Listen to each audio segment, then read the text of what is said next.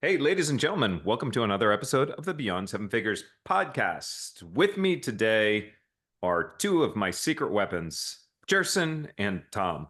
Tom's a resident troublemaker. Wait, did I say troublemaker? I meant to say copywriter. Yeah, I'll take it. Yeah. Troublemaker and copywriter. Actually, if you know Tom, just an extraordinary individual, and he's the opposite of being a troublemaker. So he and I have worked together. We've done cumulatively hundreds of millions of dollars in revenue. We've been working together for a long damn time. So it's always a pleasure to have Tom on the show. Many of you have seen him in past episode. And then Jerson and I have been working together now for many years, 3, 4 years, 5 years, maybe, who knows. Been a long time, and we've gone through a lot of evolutions in marketing as Outbound continues to change and evolve. And that's really going to be a focus on today's topic is how Outbound has continued to evolve. Jerson, ballpark, if you were to guess how many outbound messages that you've sent over the last however many years we've worked together, if you had a guess, ballpark, how many emails would you say you sent? Wow, I don't know, like 500,000 emails. Yeah, it's probably got to be at least that. I mean, that's quite a bit. So, what we're telling you today isn't theory, it isn't fluff. It's actually from in the trenches work. And it's not just the work that we do ourselves. It's one thing that I think it's important for our listeners to understand. We don't only coach 7 and 8 figure CEOs, founders, and their teams. We're in the trenches doing this stuff with you. And so, the strategies that we bring you are strategies that have been tested and tweaked and refined by us because we do this stuff every day. So, with that being said, Jerson, I'm going to start it off with you. We've talked about Outbound has gone through a lot of evolutions and changes. From the moment we started working together until now, walk us through what has changed. Wow, that's a challenging question. So let's see, where do we even begin, man? It's been so long. And actually, right before you begin, what I want our listeners to think about as Jerson is talking is, are you still doing the old tactics that Jerson talks about that we started doing 5 years ago? Or have you been able to evolve in order to increase your response rate to today? So listen to where Jerson is and think about it. Take a temperature. Are you doing the old stuff or the new stuff? Go ahead, Jerson. Gotcha. Okay. So when we started working Charlie, we were so big with what we called multi-channel outbound marketing. So it wasn't just one channel, it wasn't just email, it was a combination of different channels where we have presence. So we started with LinkedIn. We were using all the tools of LinkedIn, like connection requests, voice drops. Then we may mix it up with emails. So prospects are getting hit from different channels. That's kind of how we started it out, which means that when we started working, we were also big on preheating. Like before we even send out that email, that first communication packet, we've already done the homework of engaging with our posts, liking, leaving comments, all the good stuff. And when we send out the initial communication packet, whether that was a connection request or an email, clients knew or prospects knew us because they have already seen us. In Mhm. fact, it was almost to the point that they've seen us everywhere before we even started that conversation with them. So we started there, and the journey wasn't always that consistent in a way that we became complacent and we did not do enough of a preheating somewhere in between the process because we thought, well, maybe personalizing the email would cut it. Maybe we'd get a response if we just personalize an email enough. And we realized that that wasn't the case. So we have evolved in a way that we have learned the value of preheating, and now we put it back to our processes, and we've seen tremendous results in a world where outbound is a little bit shaky. And when you ask everyone, there's, everything's working, everything's not working. And in that world, we were able to make outbound work for us. And we have continued to evolve. And I don't know if we will get the chance to talk about it, but we have been starting the process of seeing the value of micro campaigns, wherein the personalization does not happen much on the copy of the email, but the personalization happens on the way we segment the list. And we do that by figuring out what could be a demonstrated need for a good number of prospects, then creating an experience, meaning, creating a campaign specific to that list that speaks to their demonstrated need. And that is the one thing that we are working on right now. And for the first run that we did, we are getting some good numbers. So That I was that has noticing been the evolution. we're just about halfway through the day thereabouts. And Jerson, how many appointments have you already set today? Well, I got a conversation or started a conversation with two people today. Hop on calls with them, and we're talking efforts here from last week with the preheating and then the emails and the LinkedIn engagement. So Awesome. yeah. So we're talking about already two appointments today, and we're halfway through the day. And here's the thing, for many people right now, if they get 5 appointments in a week, they're like doing backflips, right? If they can get 5 appointments in a whole week. I think if you only got 5 appointments in a week, you'd be like, oh, something needs to change. Something's broken. Like this is driving me nuts. And so Jerson's right. We've changed a lot in terms of just we're always focused on what needs to happen in order to increase the open rates, increase the reply rates, and the appointments. Tom, we've been sending cold emails for a long time as well. You, Jerson, and I, we all work together. What are some of the changes that you've noticed over the years? So I think the big thing right now that people need to be aware of, if we look at all of the tools to send, and let's just take, since we were talking about email, let's take email just as something separate. So all the tools that are in place for people to send emails, they're all designed to send to large groups of people all at once. Everything is designed essentially to scale right from the start. Yeah. And what we're seeing is that is not the right starting point. So if you look at all the software is designed to send in mass to a whole bunch of people, whereas the platforms now for people to receive the emails, they're doing everything they can to avoid people receiving those types of emails. So you have a disconnect. And so let's just use like Gmail, for example. Like they're making it very hard for you to get through if you're sending in mass. And especially if you're going to repeat those emails, it's going to be more difficult to get into inboxes. Something that I'd love to hear Jerson talk about is just, was that last week or the week before, with the issues with monitoring opens and click-throughs. Like we got to be aware of that now because that's going to affect your deliverability. So the big thing that people have to step back from is understanding that, yes, all your software is in place to send in mass, but then for people to actually get those emails, it's the exact opposite. Like the platforms are going to allow emails that come through that are more individualized and not sent in mass. And so you've got two factors that are working against each other. And that's where the micro campaigns come into play. It's where you're able to send more in smaller batches and do it in a much more personalized, individualized way. That's awesome, Tom. Jerson made a comment earlier, everything works and nothing works at the same time, right? Because you'll talk to some people who are crushing it, you talk to other people that say they can't make it work. It really comes down to those micro details and to figure out, there's something in there. There's never a situation when you launch a campaign and 100% of everything doesn't work. If you have outbound marketing and you're struggling to figure out like what is it, it's one of the concepts that we teach our clients is we call it a check engine light. That means you actually have to look at every little piece that goes into the strategy. It starts with the domain name. Can you guarantee that the domain name is not blacklisted? If the domain name is blacklisted, everything just goes from there. Like nothing's really going to work for you. So you can go online, you can look up a domain blacklist service, and it'll tell you whether or not they're, what's it, MX something, right? Is MX lookup or something MX like that is the one we Toolbox. use? What is it? That's right. MX Toolbox. mxtoolbox.com, right? So that's the one, that's the service that we use to see if it's blacklisted.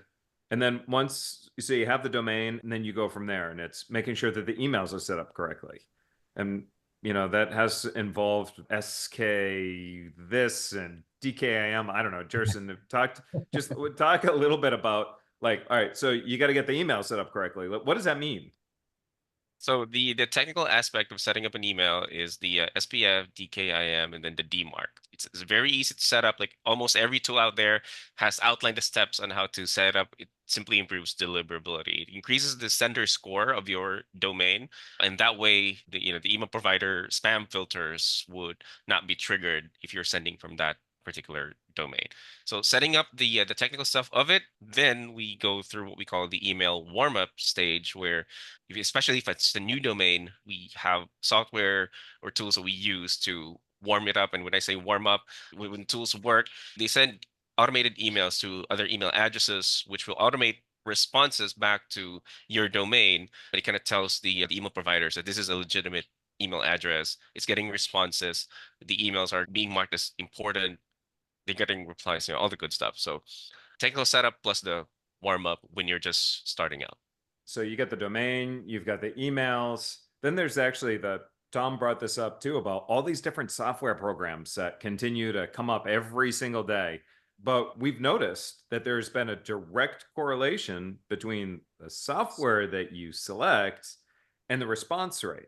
So we're always testing different software programs. At one point, one particular software program was doing awesome. Then everything leading up to that check engine light seemed to be doing great. So we started split testing another one. We got a massive response bump just by using another software program. And right now, Jerson, your software program of choice is what? Sales Handy. Sales Handy. And you could talk to us next week. We might tell you a different answer. But for right now, we've been using Sales Handy, and we've been using this now for roughly how long? A long time. I would say like 8, 9 months now. Okay. So it's been quite some And in time. the world of technology, 8, 9 months, especially, and with what we do, because we're always testing and tweaking, that's a long period of time. So Sales Handy is the one that seems to be performing really well. But even in the setup of this technology, see, there's these little details that really mean a lot. And Tom wanted you to speak on this earlier, something about like the tracking links as well that kind of go into the emails. Remember, there was something about if you were tracking opens and there was some sort of embedded code and what that did. So what I'm trying to do for our listeners is Outbound is one of the most extraordinary strategies in the world. If it's not working for you, just don't take it at surface level. It doesn't work because my message is wrong. It doesn't work because, the outbound, whatever. There's so many different ways to make it work. We're just kind of showing you what options are available. So, Jerson, what's with the open tracking? What'd you discover the other day? Yeah, so Sales Handy was kind enough to send a reminder to its users about tracking open rates. And the funny thing was, the reason why we transitioned to Sales Handy in the first place was because of the open rates. Open rates as a metric tells us a lot, or it gives us a starting point just to see how effective the whole campaign is. Because we know the people are opening, they're not responding, they're not clicking. It gives us a lot of areas to look into for optimization. So open rates are really important. And that's why we transitioned to Sales Handy from the previous tool. So when they sent out the message that tracking opens would impact deliverability, which means that our emails may not land it in the inbox, that changes the story of Outbound. Now, they did have the recommendation of creating a custom domain tracking system. That way we can still track open rates, but it won't impact deliverability. But whatever the case is, if that can't be set up, we may even entertain the possibility of, working the outbound or implementing an outbound strategy in a world that open rates can't be accurately tracked. That pushes our creativity. What are we going to look at now if you want to optimize a campaign if you don't even know if people are opening it? So Hmm. that's one of the challenges that one of the questions that we ought to be asking ourselves. If we won't know if it's, if people are opening, what will be the next metric to keep track of just to see where we can optimize, what we can tweak, so on and so forth. Then after you get it all set up, it comes down to building the sequence, right? So, Tom, if we're talking about messaging and building the sequence, what are some general guidelines that you look for when creating a really incredible sequence? I want to back up real quick, just mention something what Jerson just said. So that is another perfect example of the email platforms are making it more difficult for the software providers to send these mass emails to recipients. So you're seeing right there, if they don't want you monitoring open rates.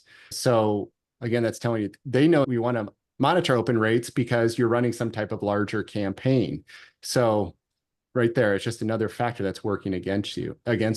So it's just further proof that you have to start looking at your campaigns in more of smaller batches and not these large lists. In marketing, scaling is not a starting point.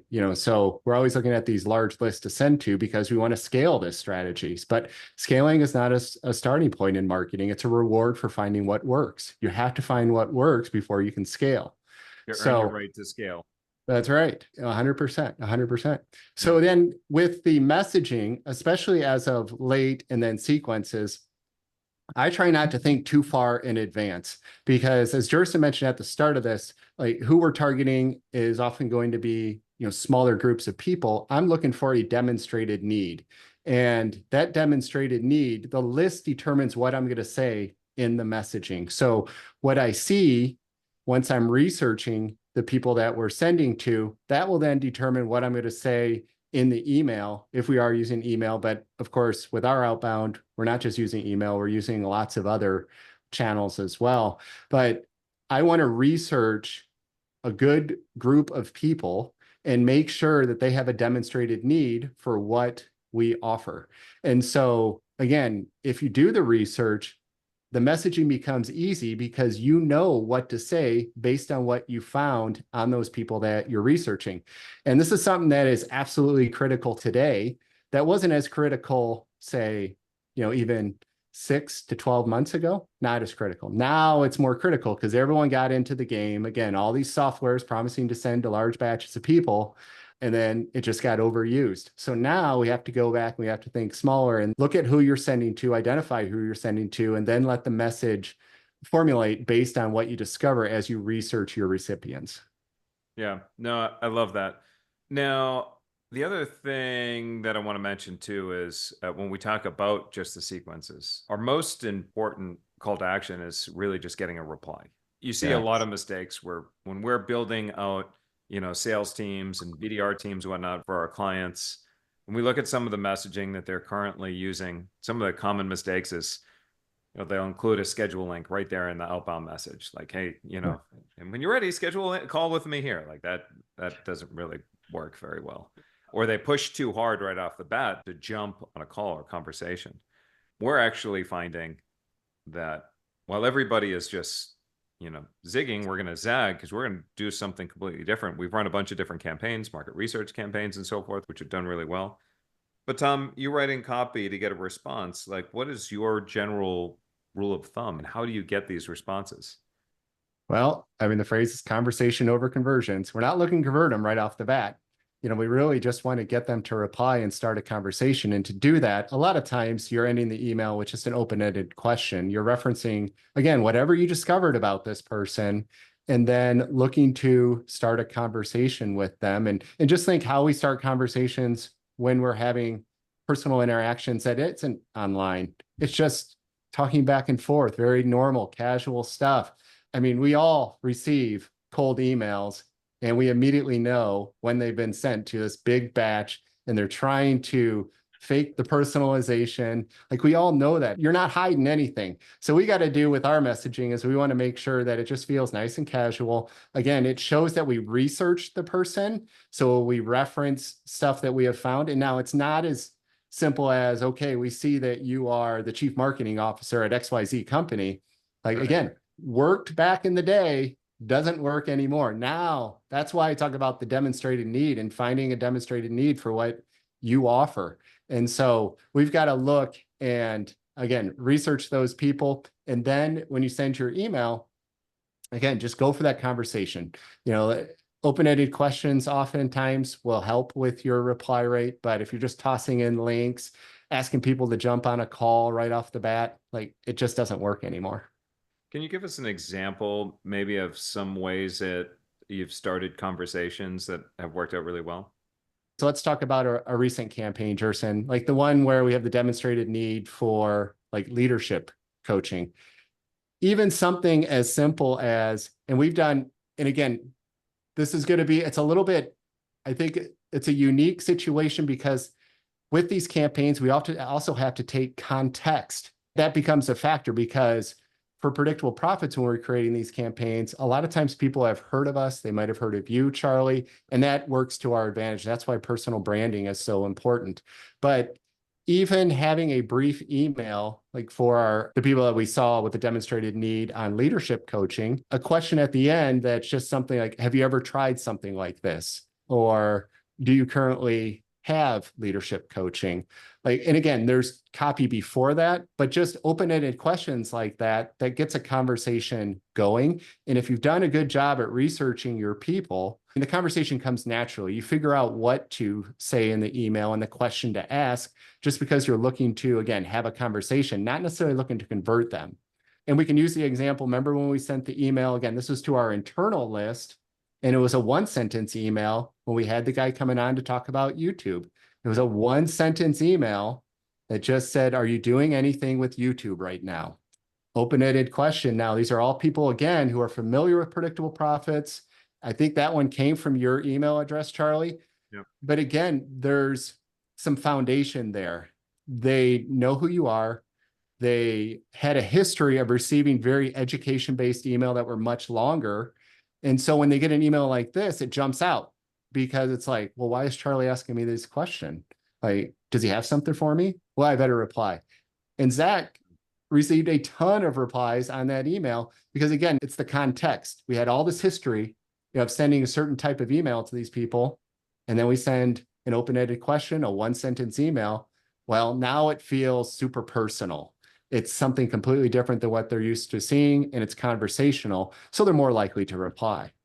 There are so many different points that you brought up, and I'm going to highlight as many of those that come off the top of my head.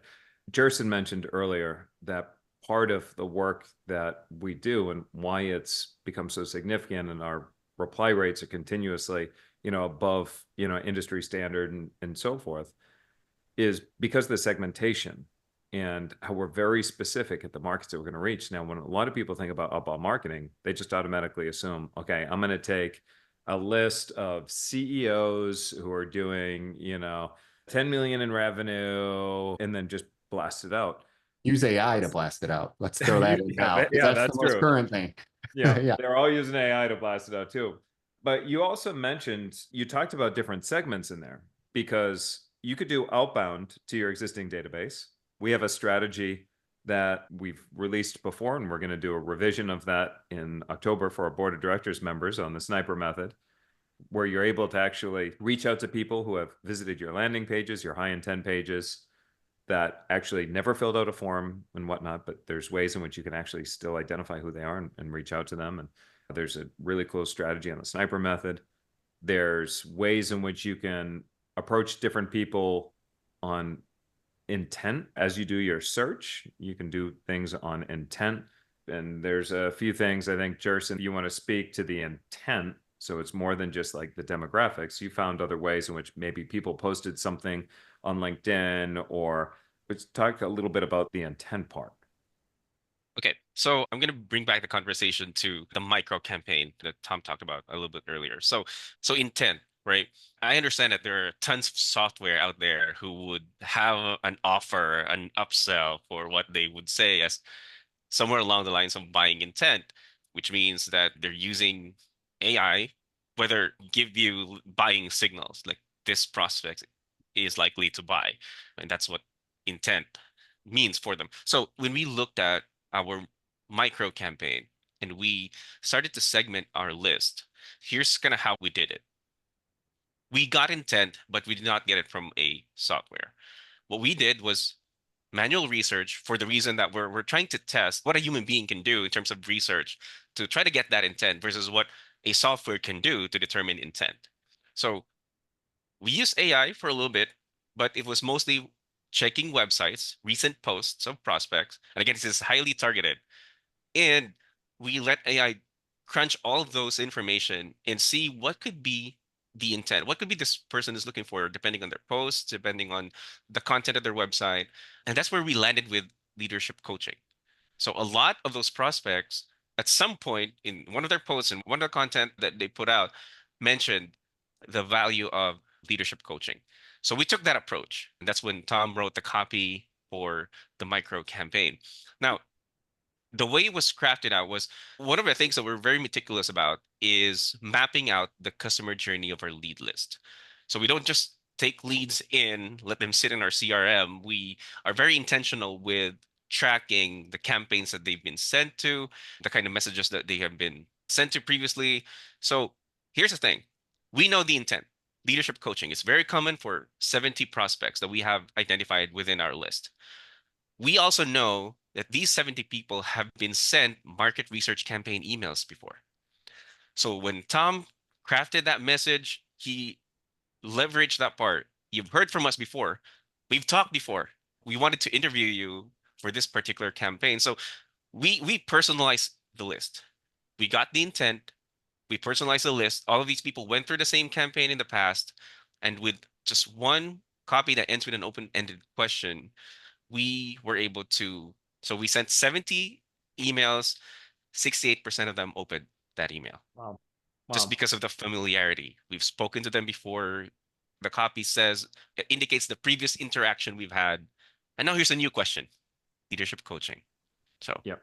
And it's great. And one of the ways that Jerson's able to continuously drive those high response rates is because, as you've heard both Tom and Jerson say, they know about us. Like they know us. But like any personal relationship, if you don't hear from somebody after a while, you kind of forget, right? They just no longer become top of mind and they forget. Metaphorically, the way that I like to look at it is if you take a pot of boiling water and you shut the flame off, how soon does it take before the water stops boiling? Quick. It's quick. It's instantly. Yeah. So when you get somebody on the phone, at that point, they become warm, maybe even a hot prospect. If they're not ready to buy just yet, which is common, it's part of that messy middle where people are spending all this time doing this exploration and evaluation, right? We know the majority of the people who do business with anybody will buy something between 90 days and 2 years from now. So if you're just like, okay, well, I'm going to send them an email every 2 months. That's the only time they're going to hear from me, or every month. And if your emails are just based on you're ready to buy it, you're ready to buy it, you're ready to buy it, you're really not going to add much goodwill there. But the way that you're going to be able to keep the heat on the stove, keep that water boiling, raise the temperature is through that preheating process and, retargeting these people over and over again. Jerson's talked about earlier, the 4 magic words, I see you everywhere. Anytime Jerson would get on the phone with anybody or myself or anyone and any of our clients and they say, oh, I just heard somebody say, I see you everywhere, the conversion rates go way, way, way up. And so there's so much to this piece and it can sound overwhelming and it can sound hard, but you know what? Hard becomes a competitive advantage because people are allergic to doing the hard stuff. They don't want to do the hard stuff. So they're going around, they're trying to buy these AI cold outreach software programs. They're shoving thousands of leads down its throat. They're trying to figure out what needs to happen in order to get these response rates or domain names get blacklisted relatively quickly. And then they got to solve for that problem and get another domain. And they do the same thing over and over again. And they continue doing that until they get to a point where they shrug their shoulders and they're like, I don't think Outbound works anymore. But it's not Outbound that's not working. It's your strategy for Outbound that's not working because there are plenty of strategies within outbound marketing that does work. Outbound marketing is a category. It's not a strategy. There are dozens and dozens and dozens of strategies. And you've just heard us kind of talk about quite a few of them just in this short conversation. So it's like what Tony Robbins told me back in the day. If you want better answers, you got to ask better what? Questions. better questions. Yeah, you got to ask better questions. So if you're not getting the response that you want, maybe you got to ask a better question. Go through that check engine exercise. Start with every potential variable from the domain name to the email addresses. Make sure they're perfectly set up.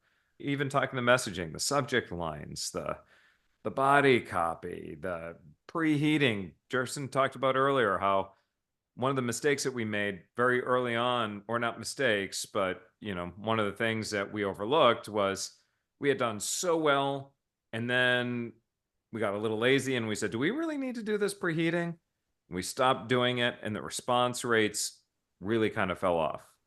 Then we picked up the preheating again, and boom, response rates came back up, right? So it's a really important, critical part of that strategy that gets people to go, I see you everywhere. You're turning the heat up on that stove. You're getting people warm. Makes it a lot easier to have those conversations. And Jerson, you've led a number of our first calls. We've had other people on the team that have taken a number of first calls, but you've led a number of them. how many of those people, when they get on the phone with you, are very shut off and reserved, like many cold, conversations? Or how many of them feel like they're almost like an old friend? I would say 80% of the people I've spoken with are very warm. They're very open to having that conversation. We've had a few standoffish people that come to the Yeah. phones. I mean, they showed up for the appointment, but they're not the best people to speak with. But, they were there. But I would say 80% of the time really had that, that temperament of, yeah, it's not like I know you, I've seen you. It's I'd like to get to know you. So Yeah. there's that feeling That's right there. because they come on the phone. You listen to the way that Tom's structuring the copy and whatnot. They come on the phone knowing that they're going to have a valuable conversation. Like it's going to be a good conversation. The typical outbound approach, you might hook somebody into booking a call with you, but then you get them on the phone and they're immediately super skeptical. They're not sure if they're having the right conversation with the right person or if this person can actually really help them. So they're really skeptical and they're gonna be shut down and short answers and so forth. And the close rates on that are going to be anywhere from 1 to 10% on typical cold. But we've seen close rates on cold. I mean, at one point, I was closing 69% for closing calls from cold. And then, that varies. Sometimes it's a little bit lower. It could be anywhere the lowest end, maybe 40%. That's pretty good because they're not cold. General rule of thumb is you never want to close a cold lead. Right? You want to be able to warm them up. That's a critical component. Now, I know we're pushing up against the clock, fellas, and I want to be respectful of your time. So I'm going to hand the mic to each of you. We like to wrap up these episodes by saying your biggest, best tip for taking your business beyond seven figures as it relates to outbound. Which one of you guys want to go first? I can jump in. I got something right off the bat because we didn't Oh, touch on it, but I think it's so important. The personal branding element. We talked about how yeah. with Charlie, like when we reach out, sometimes, with the not sometimes, often when we reach out, like a lot of these people will already be familiar with you with predictable profits. And if you're looking for one place, if you're going to do any type of outbound, whether it's email, whether it's preheating on social media, retargeting, all that type of stuff, the personal branding becomes such a powerful tool. And if they start seeing you everywhere, it's almost like this celebrity effect. They're going to want to speak with you. They're going to see the type of content that you've put out there. They're going to want just a little piece of that knowledge that you've been sharing. And so they're going to be more eager to talk to you. And there's nothing that's more powerful when you're sending out emails to people. And especially if they're not expecting to hear from you and they see your name in their inbox, and then they've never talked to you, but they've read your stuff, they've watched your videos, they've seen you wherever they go online, they're eager to chat. And so if there's one place where you want to look to improve your outbound efforts, is put some focus on your personal branding. I absolutely love that. And there's one element of personal branding that is absolutely essential. We're not talking optional. What I'm saying is it's essential. If you're not doing this, you're completely shortchanging yourself. It is the difference between A players and everybody else. There is one thing, any guesses? One thing that every person must be doing or be active on in order to not only build that personal brand, but leverage your outbound component. Any guesses? What is it? LinkedIn. LinkedIn. And why is LinkedIn so critical for today's decision maker? Oh man, I could go on and on. Do we have another episode? You know what? I think we should do another episode on this, but the statistics would back it up, right? Yeah. 86% of millennials and Gen Z will go to somebody's LinkedIn profile before deciding to engage with them. And the amount of research you can do there as well is incredible. Yeah. I know a number of email software programs, like the way that my email is set up. If somebody sends me an email, right there, their LinkedIn profile pops up. So I can click on their LinkedIn profile and check them out before I decide whether or not I'm going to reply to them. Even though I'm not a millennial or a Gen Z, the same thing still applies, right? But LinkedIn, absolutely critical.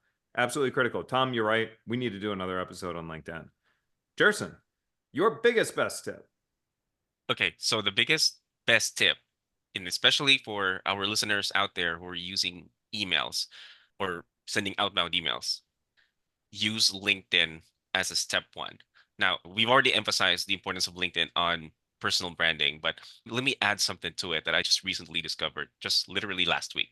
So we mentioned earlier that for this micro campaign or one of the campaigns that we're running, we are using LinkedIn as a starting point for that conversation before we send out the emails. We made changes to the copy, and this is for a market research campaign. And what's interesting is with this new copy, I've had 4 people, literally last week, we sent 130 connection requests. 4 people replied on LinkedIn with send me an email to my email address. And I Uh-huh. really find that interesting because of the way we tweaked our copy that kind of hints that this conversation is best to be had in email. So it was a short copy, but this, if we want to move on with this conversation, it's best we speak on email. We got people who actually replied to us with their own valid email addresses. So they're Mm, literally telling us, talk to me here. So 4 people out of 130 connection requests that we sent out. And now we know if we send that email, they're going to respond. They're expecting it. They opted amazing. in via LinkedIn. So this is a result of the preheating, the personal branding, and even the messaging that we are sending out. I So love that. it's not as simple as, I'd like to connect with you here. It's just there's something I want to tell you, but I know I can only send a 200 word connection request note. But if you want to talk more, maybe we can talk by email. And people are responding that way.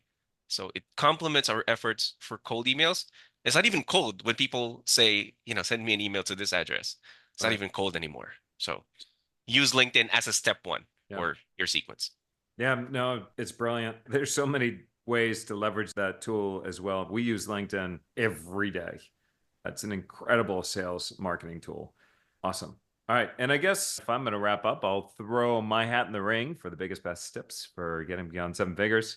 I'm going to say, in addition to what my colleagues have said, I think the biggest, best tip for me would be it's going to be two-pronged. One is the importance of omnichannel. If you're just sending an email and that's the extent of what you're doing, you're just sending an email. That's it. You're taking a whole bunch, thousands, sending emails. You are not going to get the results that you'll ultimately need to do. That preheating phase involves retargeting on multiple different platforms so that they say the 4 magic words, I see you everywhere, as well as using LinkedIn Sales Navigator in order to engage in other people's content, like comment, so forth.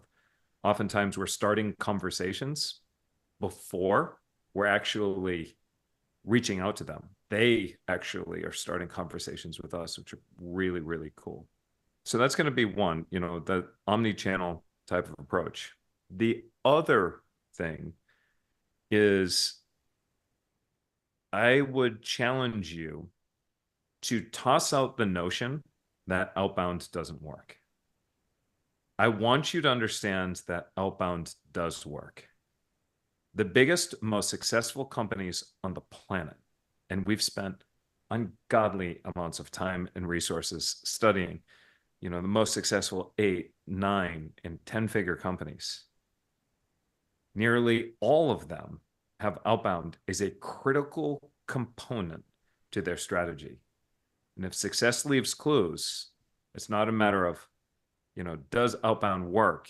The question that we should be asking ourselves is, how do I get outbound to work for me? So I hope this episode helped you bring some clarity to that. If you have any other questions or you're looking for more tips, strategies, and information for growing your business and improving your outbound, reach out to us over at predictableprofits.com. Again, that's predictableprofits.com. This is Charles Gaudet with, I don't want to say colleagues, I want to say my friends and my coworkers, Jerson and Tom. It's always a pleasure talking with you. And ladies and gentlemen, we'll see you in another episode.